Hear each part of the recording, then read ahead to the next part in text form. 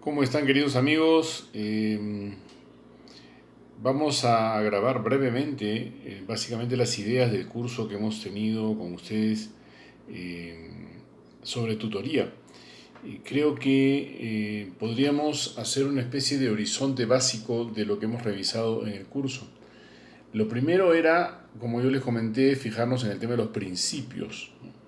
Los principios de la vida sexual humana, del amor sexual humano, para tratar de aplicarlos a las situaciones concretas que ustedes como tutores viven. Entonces, los principios que habíamos planteado inicialmente es que el amor sexual humano se plantea en tres niveles: en el nivel de la atracción, en el nivel del enamoramiento y en el nivel del amor, que sostiene los dos niveles inferiores, por así decir. En la atracción el componente es más físico, por lo tanto la atracción es indiferenciada y es egocéntrica, posesiva. En el nivel del enamoramiento, el componente es más psicológico, más de sintonía psicológica. Por lo tanto, en el enamoramiento lo que tenemos es una sintonía donde se produce una diferenciación. Esta persona se convierte en única para mí, yo me convierto en única para ella. Sin embargo, el enamoramiento sigue siendo egocéntrico, es decir, posesivo, poco consciente de la necesidad del otro. Y por último tenemos el nivel del amor, donde esta diferenciación se convierte en exclusividad, la entrega sexual exclusiva a la pareja en términos de amor y compromiso. Son un fundamento clave de la vida matrimonial y de la fundación de una familia. Y por eso es que el amor básicamente es generoso, donal. El amor tiene la lógica de pensar en el otro y pensar en que el bien del otro es el propio bien. Y el amor es el que eleva la atracción y el enamoramiento. El enamoramiento sin amor se convierte en pura vanidad. La atracción sin amor se convierte en pura lujuria, destrucción del otro o uso, aunque sea mutuo, uso de las personas. Bien, estos principios generales que hemos planteado evidentemente chocan con la realidad que ustedes mismos me comentaron en el curso. Muchas veces los padres eh, de estos chicos que ustedes atienden tienen criterios sobre el tema del amor sexual que son bastante equivocados o bastante, ¿cómo decirlo?, centrados en una costumbre inveterada, vieja además, una costumbre vieja, que tiene que ver con el machismo, tiene que ver con el aprovechamiento del otro y muchas veces con la ignorancia. Sin embargo, queridos amigos, yo pienso que nada de esto obsta a que uno tenga principios claros y lo primero, intente vivir según ellos y por lo tanto poderlos transmitir a los demás, ¿no? Esto nos llevaba también a una lógica clave en cualquier trabajo de educación, que es la lógica del diálogo, ¿no? Y el diálogo tiene tres características fundamentales. Lo primero que hay que entender es que el diálogo es un arte, no es fácil dialogar, ¿no? Porque en el diálogo uno no se diluye a sí mismo ni se encierra en sí mismo, sino que tiene que estar abierto a escuchar al otro, ponerte en los zapatos del otro y ser capaz de sumar diferencias. Justamente lo que hace el diálogo es que lo que nos hace diferentes es realmente lo que nos hace más ricos entre los dos. El escuchar, el comprender y el sumar diferencias. En este caso concreto la diferencia hombre-mujer. Pero también las diferencias en la percepción de la realidad, ¿no? Que o sea, nadie piensa igual que otro, o podemos coincidir en muchas cosas, pero discrepar en otras. Yo creo que la discrepancia no nos debe hacer perder nunca de vista la cortesía y el tratar bien a los demás, ¿no? En ese sentido, yo soy también muy consciente de que esta situación, especialmente este área de la vida humana, que es la vida sexual, que lleva a temas que ya hemos revisado un poco y que tocaba revisar un poco más ahora, ¿no? El tema de la promiscuidad, el tema de la iniciación sexual temprana. Igual, como principio, la promiscuidad va contra toda la dignidad de la persona, va contra su percibirse a sí mismo como persona. La promiscuidad en realidad tiene mucho que ver con una cultura del descarte, de deshacerse del otro una vez que obtuve de él o de ella una determinada cantidad de placer, que en muchos casos se trata básicamente de una autocompensación de falencias o de dolores que uno tiene dentro. Todo lo sexual fuera de la lógica del amor tiene el mecanismo de una droga, ¿no?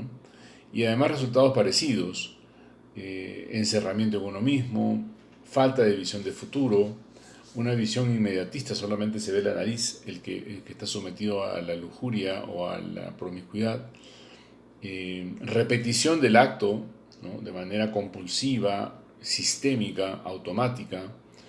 eh, y bueno, todo lo demás son disfraces, ¿no? Llamarle libertad, llamarle alegría, llamarle, qué sé yo, diversión, a lo que es básicamente una decadencia, es parte de la decadencia misma, ¿no? De nuevo, amigos, o sea, lejos de mí pretender que uno desde una torre de marfil de la pureza propia mire a los chicos que atendemos, porque eso al contrario de darle, de ayudarlos, los aleja, ¿no? Pero tampoco lo otro, ¿no? Porque a veces veo profesores que, no sé, con tal de acercarse a los chicos, aceptan como normal o como bueno o como imitable un comportamiento que no es nada de eso. Entonces, yo creo que la cercanía del profesor a los alumnos tiene mucho que ver con la verdad, ¿no? La convicción de que la verdad es posible de ser vivida, de que es posible de ser conocida, de que el amor es real, ¿no? Y eso lo tiene que ver en primer lugar en el trato que nosotros le damos, ¿no? Porque en el caso de la tutoría hay una intimidad del trato con los chicos, una confianza que ellos ponen en nuestras manos, que creo que es bien importante honrar, ¿no? Eh, y dejar a la persona con su libertad también, porque muchas de las cosas que pasan, nosotros como profesores no las podremos impedir. Podemos advertir, podemos influir de una u otra manera, pero no las podemos impedir. Ninguno de nosotros puede ser un policía que persiga a los chicos para que no tengan tal o cual conducta, ¿no? O también ninguno de nosotros debería ser una persona que vive lamentándose de lo mal que se portan los chicos y de lo poco conscientes que son, porque ese es el presupuesto de nuestro trabajo. O sea, si nosotros somos educadores es para ayudar a que sean más conscientes los inconscientes, más disciplinados los indisciplinados, más sensibles los insensibles, más valientes los que tienen miedo, más capaces de enfrentar la vida los tímidos, más moderados los que son agresivos, etcétera. Entonces, nuestro trabajo como educadores eh, no puede permanecer en una indiferencia, como tampoco puede permanecer en una queja permanente contra lo mal que el mundo está, que ciertamente hay muchas cosas que están muy mal, ¿no? Hay muchas cosas que son abusivas, vivimos en una cultura cada vez más, podríamos decir, superficial, sobre todo en estos temas, más agresiva, más, ¿cómo decirlo también?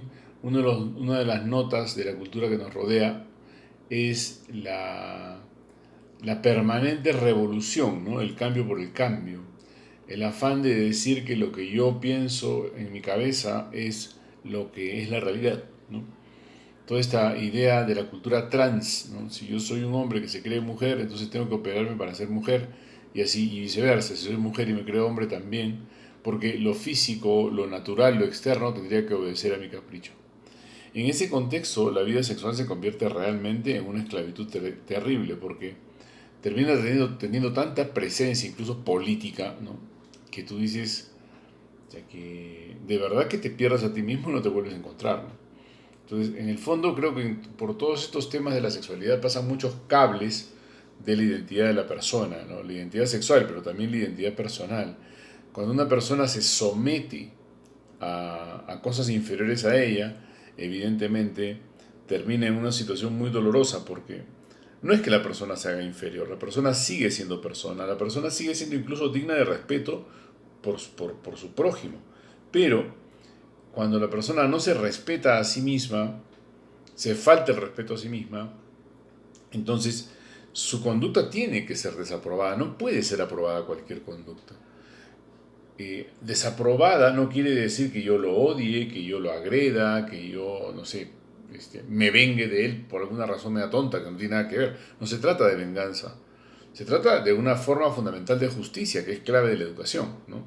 Entonces, yo creo que estamos llamados como educadores a hablar muy claro con los chicos de estos temas que son duros, son complicados, son muchas veces enredados y tristes, ¿no? Porque en toda promiscuidad siempre hay una gran soledad, ¿no?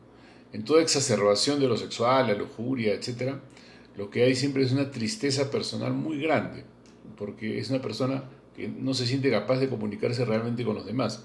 Y por eso buscan estas compensaciones, ese espacio. Bueno amigos, eso ha sido todo el curso en realidad. Yo quería simplemente recordarles este punto. Eh, no pretendía, como le dije al comienzo, hacer un tratado sobre estos temas, sino compartir con ustedes algunas ideas básicas de principios. El trabajo que les quería yo dejar, que me hagan una cosa muy breve en una página o dos, que apliquen estos principios a un caso de consejería, ¿no? Hipotético o real, ¿cómo aplicarían estos principios que hemos señalado de la atracción, el enamoramiento, el amor, o también el principio del diálogo a su trabajo concreto? Eso es, ha sido un gusto estar con ustedes. Estoy grabando este video a modo de última clase y también a modo de dejarles el último trabajo para que yo pueda calificarlo. Ha sido un gusto compartir con ustedes como siempre y me tienen a la mano a través de César Velan o de los directores de este curso. Y nada más, nos vemos cuando nos veamos. Cuídense mucho.